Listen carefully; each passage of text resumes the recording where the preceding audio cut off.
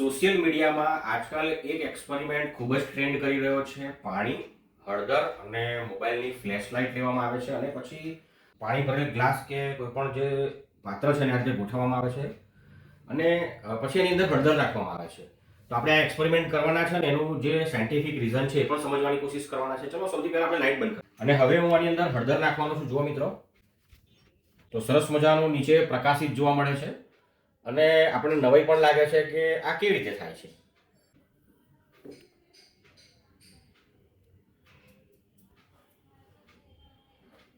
સરસ મજાનું પ્રકાશિત દ્રશ્ય જોવા મળે છે એટલે આપણને નવાઈ લાગે છે.